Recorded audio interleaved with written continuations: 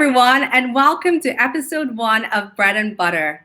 My name is Muloongo Muchelemba, and I am the founder of Ongolo.com, a Pan-African website whose main objective is to keep Africans connected and engaged. Bread and Butter is the big business segment of Ongolo Conversations, and the idea is to give small and medium enterprises across Africa the platform to share their business and products. On episode 1, I'm absolutely delighted to have on the program Dee Duncan, who's a techpreneur from San Francisco, who's looking to introduce blockchain contactless payments to Africa. So Dee, welcome to the show. So much, Muloongo. How are you doing today? I'm good, thanks. How are you? I'm doing well. It's a pleasure to see you again, and thank you so much for the invitation to be on your show today. Thank you. So just to give everyone some context, Dee and I bumped into each other randomly at Singapore FinTech Festival, which if you're Yes, in anything digital, I would highly recommend you attend. So it's from the 9th to the 13th of November this year. Are you coming this year? of course. Yeah. Well, I'm looking forward to seeing you again, or if not before that. Yeah. So Dee, I thought just to get us started, it might be worth you doing a quick intro on yourself and telling us who you are and what you're about. Sure. My name is Dee Duncan, and as Muloongo said, I live here in Northern California, and originally from Georgia. Grew up in Georgia and moved to California in 2001. And been out here since then, and got into the banking finance community at an early age, working for banks and doing many different positions and jobs inside of the bank, and then transitioned into tech. And I travel the world now, educating governments and corporations on blockchain technology and how to utilize it, uh, and figure out what the best use case is for that particular business, and also how to implement it in governments today. So that's a little bit about myself, and I'm also the U.S. distributor for a fintech company that's based in Singapore called Pundi X Labs. And Pundi X has been rated by KPMG as one of the fastest growing fintech companies in the world, in the top 50. So, in reference to my connection to Africa, I've spent quite a bit of time actually in Africa. I started my journeys with a friend of mine. He's a musician, the great Musa Troy from Bamako, Mali. Wow. And I went there to learn more about the music of West Africa. I'm a percussionist. I play hand drums. And so I went to study with him and his music team there. And while I was there, I got a chance to learn about African culture. And ever since then, that was 2014. I've been going back to the continent since then, every year. Oh, that's great. And it's funny you mentioned Bamako because the person I'm interviewing on Diaspora Chronicles next week did traveled around Africa for 5 years, and she named Bamako, Mali as one of her favorite places to be. So that's a great, great connection. Yeah, yeah, yeah. Well, I thought we'd get into your line of business. So do you want to tell us what B2C is about? And I will just flash your logo on the screen. Sure. So BTC King is the business that I run. It actually started out as a nickname for me because I talked about cryptocurrency so much, and because I would share so much information in depth with people and helping people to understand what crypto is and how to utilize it, that they gave me the nickname BTC King. So I just took that and made it a company. So now that we have our own fintech products that are blockchain based and digital payments oriented, and I just had a partnership, as you saw on the screen there, with Worldpay. Signed that a couple months ago, and we are launching our first product with Worldpay along with Pundi X and PAX to deliver digital contactless payments to the world. And my focus and interest is definitely Africa. Okay.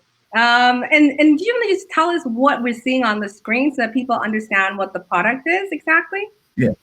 So what you see there, the white device is a point of sales device that allows for uh, Visa, MasterCard, GPay, Apple Pay, Samsung Pay, and also crypto blockchain payments, all simultaneously on the same device. You have the ability to switch between which form of payment that you want.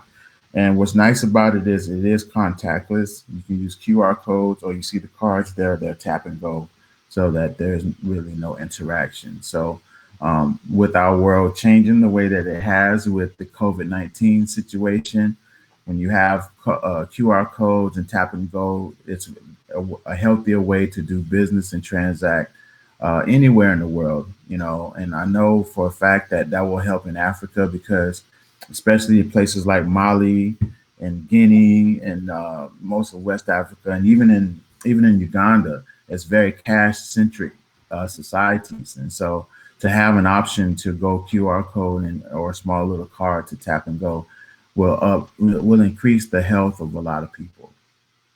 So in my last segment, we talked about China and how even beggars and people in the market are using QR codes.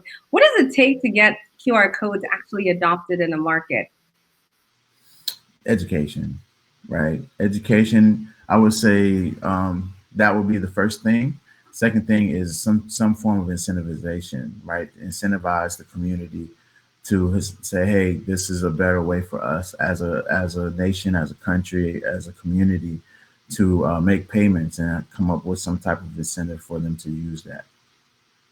Okay, and so let's get into my favorite question of you. So we were talking earlier about cryptocurrency, and I said to Dee that one of my biggest regrets is I didn't buy Bitcoin when I had a chance to. So a friend of mine in Dubai got in at $2,000, and his friends had gotten at 900. And when he was telling me about this, I just didn't really understand what cryptocurrency was, what Bitcoin was. It was very confusing. You see the prices go up and down. So could you just help understand, what is cryptocurrency and why should we be interested in crypto?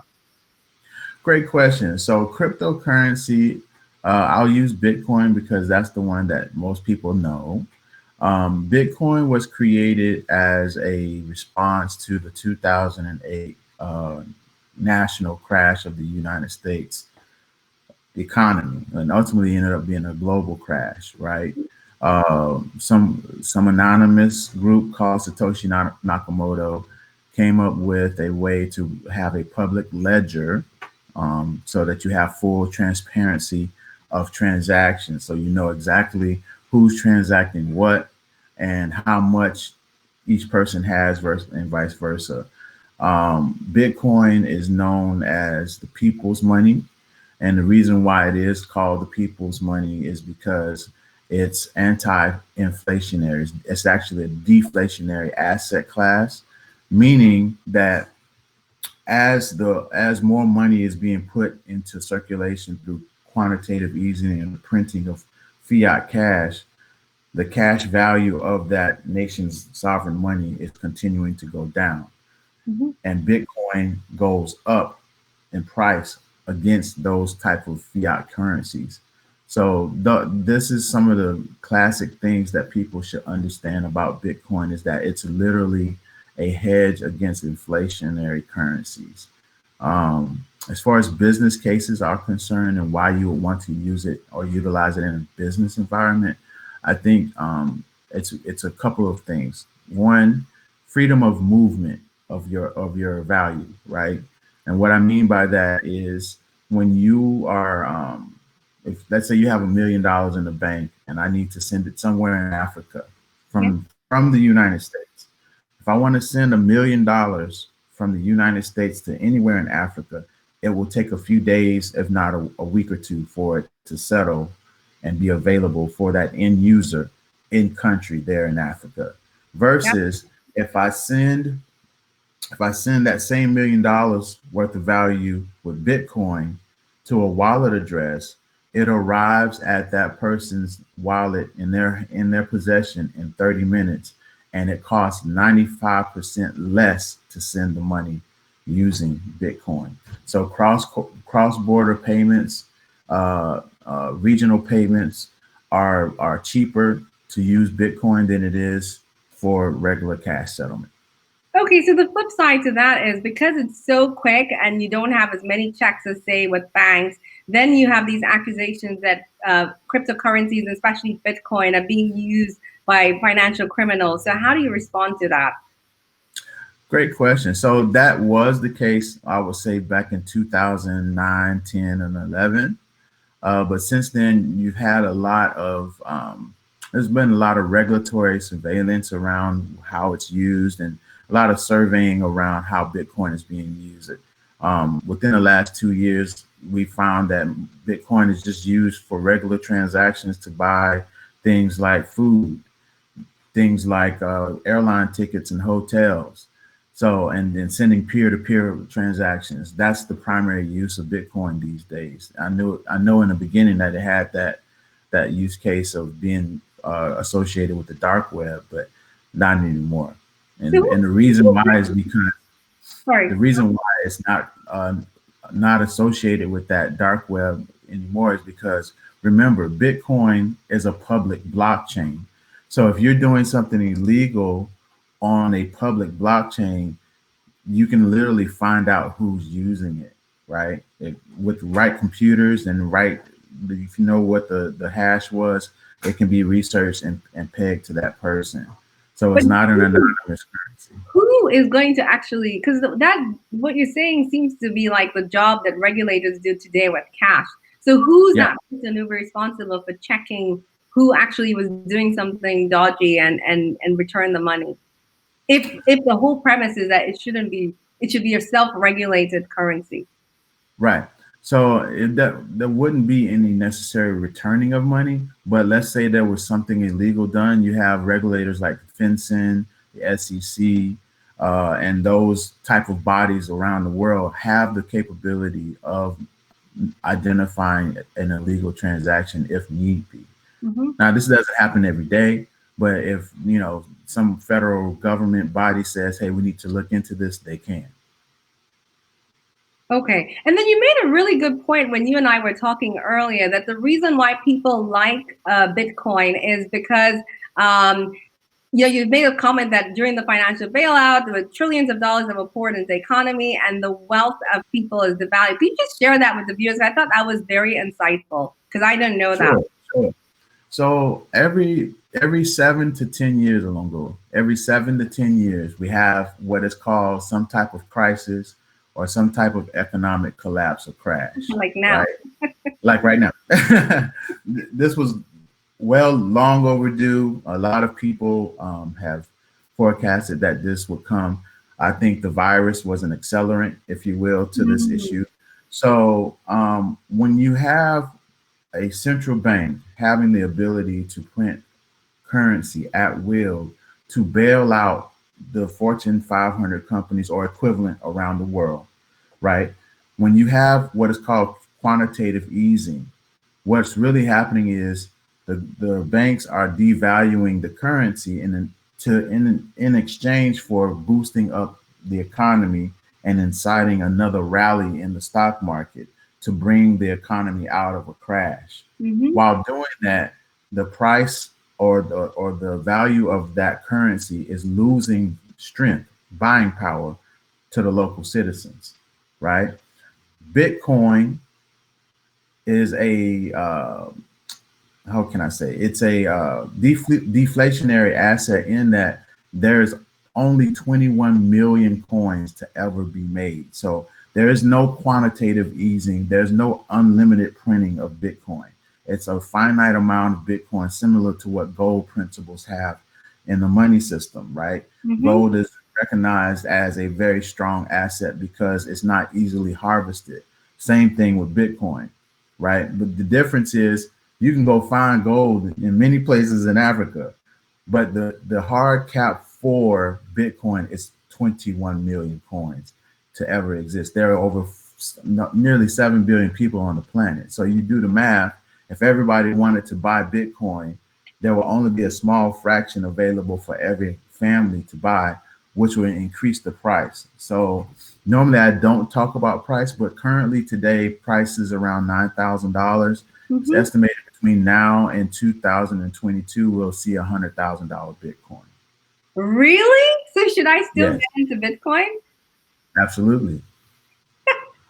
Okay. One thing that bothers me though about Bitcoin, and we talked about this earlier, is that it's a little bit unfair that you have to, to mine the Bitcoin. So the people who mine the Bitcoin do it because they Mhm. solve some sort of puzzle and they have these supercomputers, and then the rest of us have to pay $9,000 to get in on that. So I mean, like, it's not I know it was designed to put some controls and make wealth a finite amount, but it's also discriminating against people like me who can barely do macros. So where's the equity? Okay. So I'm glad you brought that up because most people think you have to mine it or you have to pay for one full Bitcoin, right? You can buy a fraction of a Bitcoin. You can buy $10 worth of Bitcoin. You can buy $50 worth of Bitcoin. You can buy $100 worth of Bitcoin. It's what I teach my students and the people that listen to my audience that listens to me is I say to them, we in America we have Starbucks, and in Singapore you have Starbucks too. The average American don't know in Singapore, but the average American here in the U.S. goes to Starbucks under normal circumstances, goes to Starbucks 3 to 5 times a week, right? So you would treat your Bitcoin purchasing like a Starbucks visit. You take one of those visits and don't go to Starbucks and use that money to buy Bitcoin on a weekly basis. So at the end of 52 weeks, you've bought Bitcoin every single week like you buy Starbucks. But the Ooh, difference is, the difference is that money that you've allocated towards Bitcoin is going to appreciate over time versus the instant gratification of a coffee or a bagel. to 100,000. Okay, I seriously need to look into buying some Bitcoin. But okay, Yeah. so we also talked about the use cases for Bitcoin. Oh, for cryptocurrency rather. And I think it'd be great to educate people on exactly why some countries are moving towards this. And I think we've heard of, I think China is investigating something around the space. You've got Indonesia. Could you just help people understand what is happening in the space? My worry is that Africa is still 80% plus cash. And Yeah. when you look at the sophistication of payments, you've got cash as your absolute rock bottom. And then if you become a little bit more sophisticated using cards, so debit and credit cards, and then after that is wallets. So I never carry my wallet when I move around and go shopping in Singapore. But I haven't yet crossed over to, I think, what is the highest level, or is it the other way around, of digital assets. So how are countries actually using this today? And you made a really interesting point about the link to stable currency. I think that would be great to enlighten people about. Well, again, that's another use case for cryptocurrency. So, especially in places where hyperinflation and currencies are strong, like Latin America, obviously in places in Africa like Zimbabwe, and places like that, a stable coin would play well because now you have something that is hard coded as stable, so that commerce, like business commerce, can be done without having to worry about, okay, is the price of my local currency going to fall before we get through with this business transaction? And I can send it at the same speed, or in some cases even faster than Bitcoin. And so it's stable coins are a digital payment. It's the program of a stable coin is to in its design is to be stable as a currency and used on a day-to-day basis to facilitate transactions for businesses in a stable manner. So I know that in Ghana that they've looked into launching a stable coin project. I know in Rwanda they're doing it. There are a few other in Nigeria as well. They're also looking at stable coins for the Naira. So Africa has a lot of promise around fintech and payments. And it's my personal belief that Africa needs to be the leader in the world when it comes to digital payments.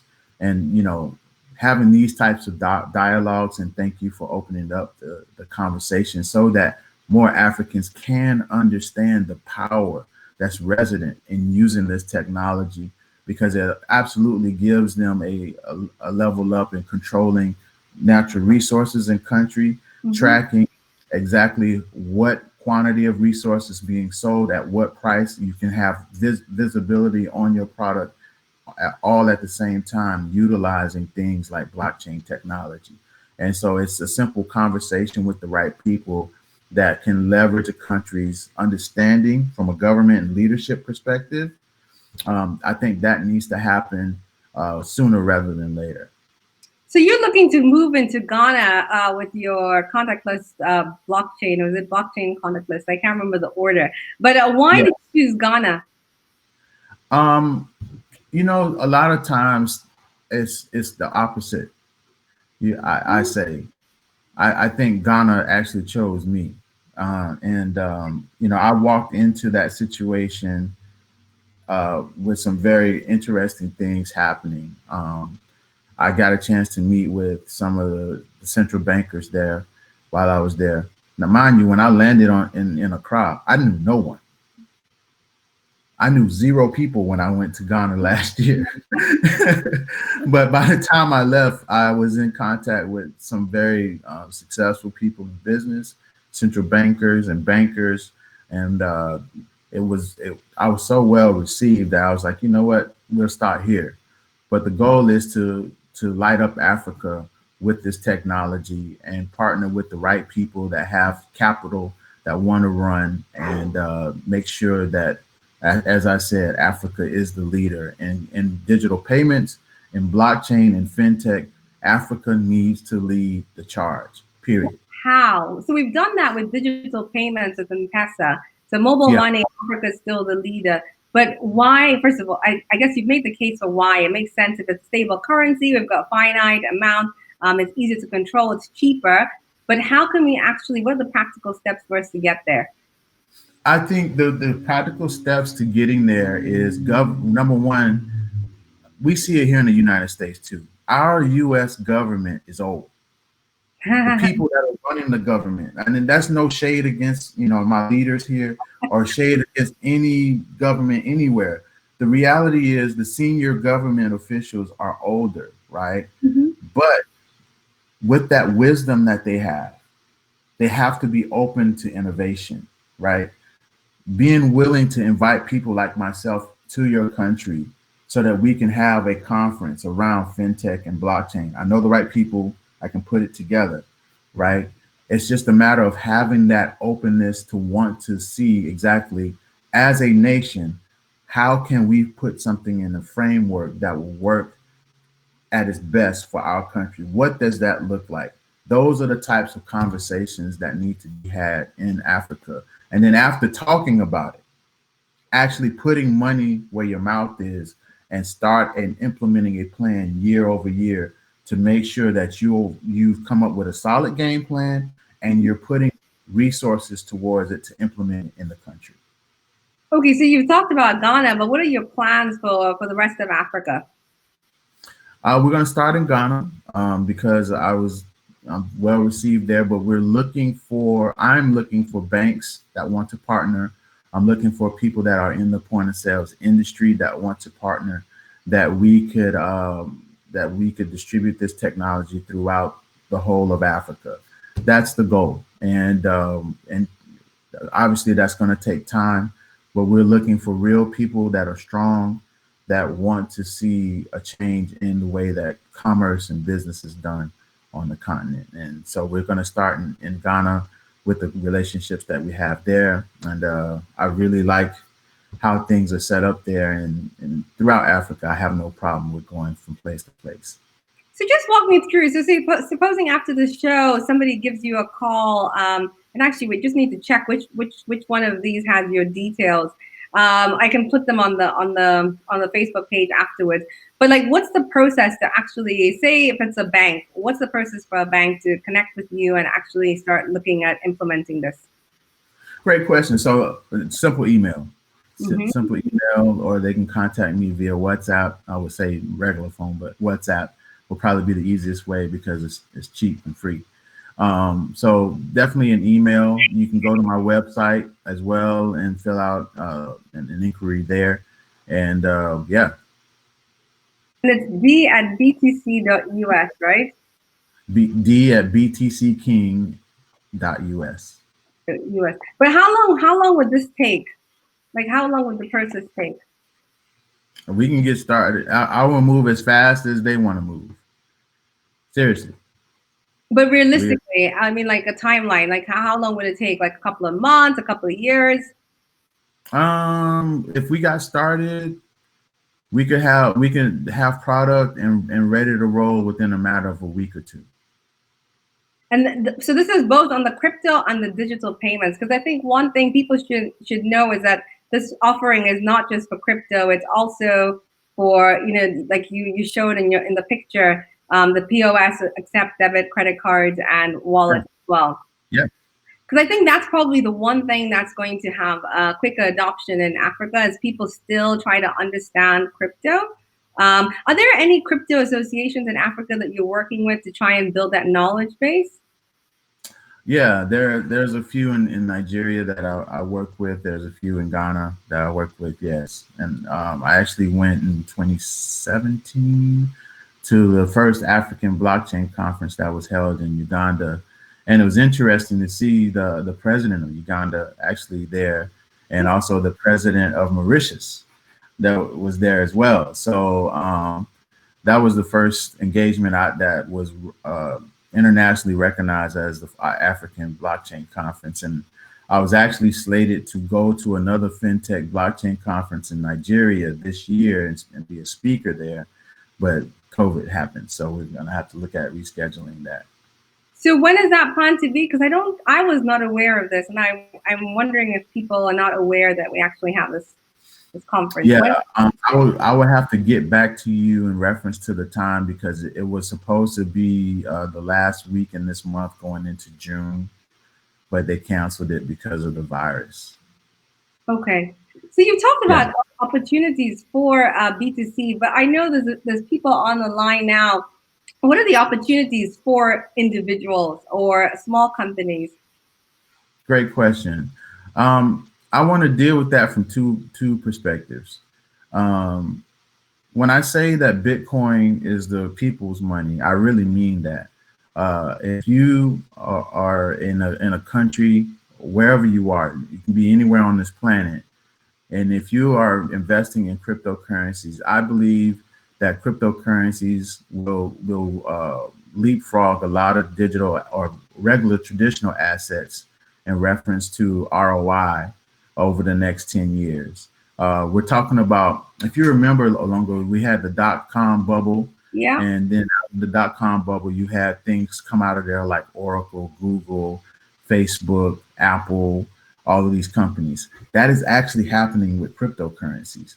So if more people are researching it, and not only researching it, but also participating in investing money in there, at a normal rate, not just putting all of your money in, but slowly just putting little by little in, you'll realize some very interesting returns over the next 5 to 10 years. Okay. So that's the first part. The second part, in reference to the technology itself, there's huge potential because you're able to sell these at a good rate of return, and also per transaction fee, passive income is available for people that engage with this technology. So those are some of the things that I think will be a blessing and a benefit to the people that get involved. Okay. So we're trying to get people to be more into crypto. What has been the adoption in other developing parts of the world? So Latin America and Asia. Are you seeing any patterns that are different from Africa? Well, most people don't know this, but Africa is the #1 continent that searches for cryptocurrency. Really? It is, yes. I had someone just ping me now and said, I'm watching, but I can't think of a question. I'm like, no worries. But to answer your question, at its core, when you look at places like Venezuela, right, where the Venezuelan bolivar last year lost 10,000% of its value due to hyperinflation, the people have opted to use Bitcoin and other cryptocurrencies for mere survival. And so Bitcoin and other cryptos are very much adopted and continue to be adopted in Latin America at a very fast clip. So I want to see the same thing happening in Africa. So why isn't Zimbabwe doing this, given that they have huge problems with cash in circulation? It sounds like a no-brainer to me. It sounds like a no-brainer to me as well. I think, there's a thing where when you don't know, you just don't know, right? And if no one's there to actually shed light and bring understanding of this type of technology that's available to help the people, then it's just one of those things that gets passed and never gets looked at. But it's people like you that I'm so thankful for, that we have an opportunity to shed light on the need for our people to understand that, hey, this is an important topic and we should take this seriously and implement and figure out ways to implement this technology in our country. Okay, because I don't want to miss the boat again. So I probably, if you're saying Bitcoin is going to be $100,000, where do I go to buy some? You're in Singapore. You can buy from Binance Singapore. And people in Africa, where would they go? People in Africa, you can buy from Luno. Luno is a South African crypto exchange, and they're one of the popular ones in Africa that you can buy cryptocurrency. If you go to just look up Luno and crypto, LUNO, and cryptocurrency, you can go on their website, and they service most of Africa to buy crypto at this point. Okay, and you need, the irony is that you need your credit card in order to buy crypto. Yeah. It's ironic. Some places, if depends on where you live, you can just do like a Google search, but some places sell crypto locally. It's just a matter of you have to go and search and find it. But there are people that sell it that you can go and exchange cash and have cryptocurrency. But make sure it's Bitcoin. As opposed to? As opposed to something else that they might try to sell. Just make sure that they're selling Bitcoin. Okay, and how do you prove that it's Bitcoin? You know how with cash we hold up money and check for all the encryption, or whether you call it encryption. How do you prove that it actually is Bitcoin? Is there a certification? So when they get ready to buy it, you ask the dealer or whoever. If this is in person. If you're buying it from Luno, you'll clearly see it says buy Bitcoin on their website, so that won't be a problem. Okay. But this is for in-person transactions. If the person is selling you Bitcoin, you should see a Bitcoin logo, right? And then also a hash, an address, a wallet address that they have there. As long as those two match up, then you're buying Bitcoin. Okay, I have no idea what that is, but I'll have to Google it and find out. But people, I'll show you. Yeah, please send it to me or post it on the Facebook site. But I think for me, the key takeaway is buy Bitcoin now before you're sitting there and wondering why you didn't buy it at $9,000 when it's $100,000. So I definitely will buy. And by the way, that's one Bitcoin. You can buy a fraction of a Bitcoin. Exactly. Is there like a minimum ticket size of Bitcoin? I would say about $10. Hey, see, everyone can own a bit of Bitcoin. So if you're not still skeptical, I'm a little bit skeptical, but I like the 100,000 bet. I will probably have to get a little bit of Bitcoin and then see how it goes. Okay, so that's on Bitcoin and crypto. Is there anything else that you want to share with people? Any insights or any final thoughts on what you're trying to, the gospel of crypto and digital payments to Africa? Because the reason why we're having this program is I really wanted people to understand this, because people who got into Bitcoin when it was, when it was the cost of McDonald's, or people were using Bitcoin for pizza, to buy pizza, using. I know some of those. Yeah, it's crazy. And you think about it now, like one Bitcoin is $9,000. So the whole point of having this conversation is, number one, get in on the action before it's too late. And number two, on digital payments, the offering, the whole proposition of my show is I want people to drive up intra-Africa trade, and we'll only be able to do that if we go digital. I cannot use Kwacha to order, flowers from Kenya like my cash, I need to be able on a website. I need to be able to, I'm not doing a bank transfer because as Dee says, it takes a couple of days. I go onto your website, I see, flowers or jewelry. The guy I'm showcasing next week runs one of the only indigenous Zambian jewelry companies. And one of the first questions I asked him was, what is your e-commerce capability? Because if you're coming on my show and I've got people all over Africa watching this program, and the whole purpose is for you to sell he's got beautiful jewelry. How are they going to buy it from you? They're not going to do a wire transfer. They're not going to do an LC, as some guy in Ghana asked me if he could come on my show and sell Vietnamese peanuts, and the only payment method is letters of credit. He's fantastic, but he actually inspired me to do this. But I was like, dude, no. What is your e-commerce capability? And that is the reason why I started this show with this conversation, because people need to build that capability in order to do business in Africa in the future. So, any final words of inspiration for people as to what they need to do on the digital payment front and on the crypto front? Well, I would say the digital payments will transform and revolution. Well, started already, but in Africa will revolutionize the speed of commerce. What am I saying? Instead of things taking so long to get done, they're just done, right? When you have the ability to transact almost at the speed of light, your business and do things that you would normally do faster, just because you have a faster way of doing business transactions, it actually puts you forward and propels you forward in your business. And so I'm very happy about this technology, and that's the catalyst that it is, literally, is to be able to revolutionize the piping, if you will, of financial infrastructure in Africa, to where when you want to settle payments, they settle instantly. And that's where the world as a whole is headed. And that's why I really want to see Africa lead that charge. And by doing that, you're also able to implement building projects and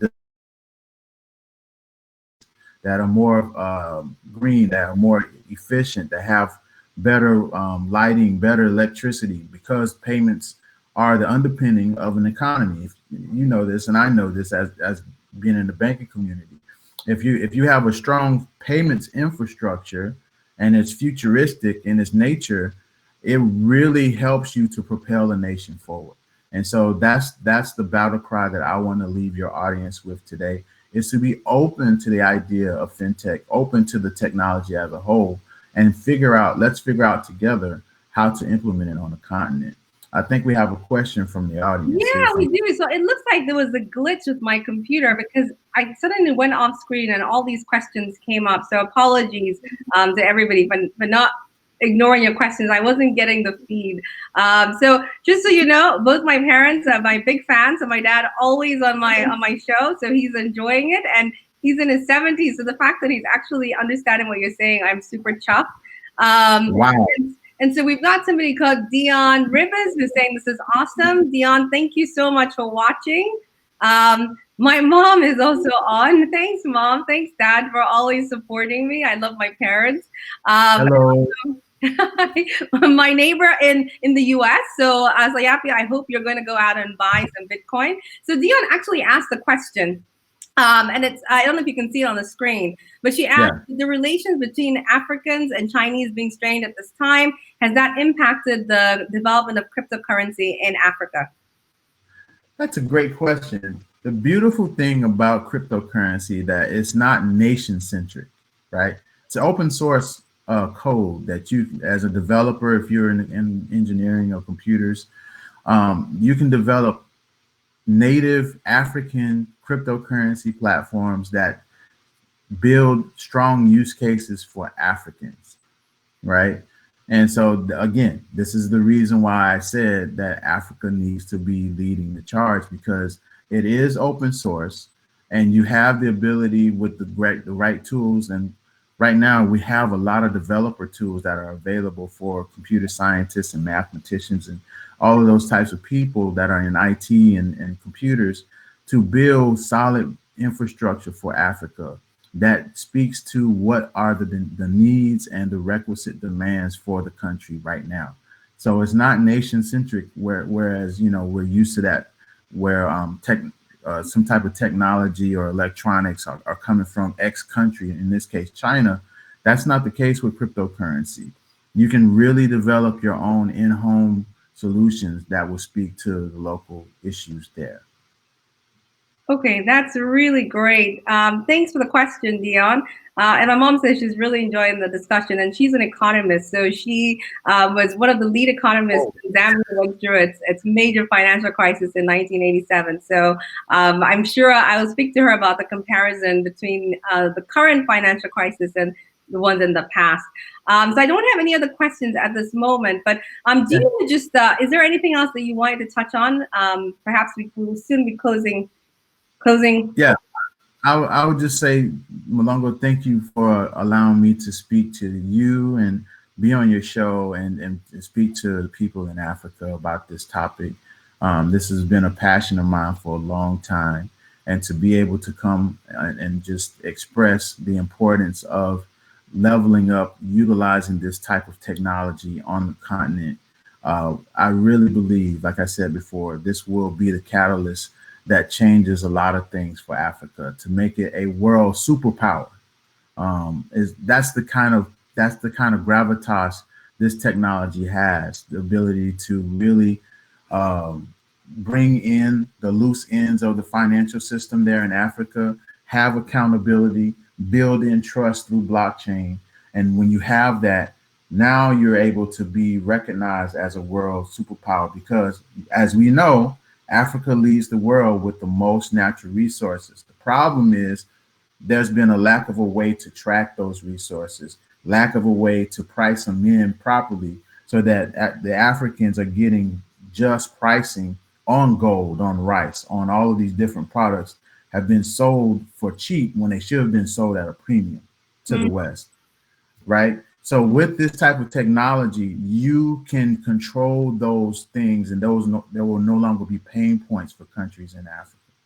I agree. And Dion just says, thank you. You answered the question really well. And thank you, Dion, for the participation. Dee, thank you so much for coming on the show. I actually learned a lot. So Dee and I spoke, we've been talking a lot, and we had a chat before this, and I learned a lot about printing money, about crypto. I will definitely buy some Bitcoin just so I can invest. And thank you so much. And just so people know, the reason why your screen is so bright is it's what, 6 o'clock in the morning in San Francisco? It's 6 a.m. here. The sun is up. So apologies for not seeing him, but at least you saw him at the beginning of the show. So thank you so much. And I'm looking forward to catching up with you in November at the Singapore FinTech Festival, which if you are watching this show, you should absolutely think of coming to, because it's absolutely fantastic. And you get to meet people like Dee. So thank you so much. Thank you, Muloongo. Thanks, and see you soon. Thanks. Okay. Thanks, everyone. Bye. Bye. Bye.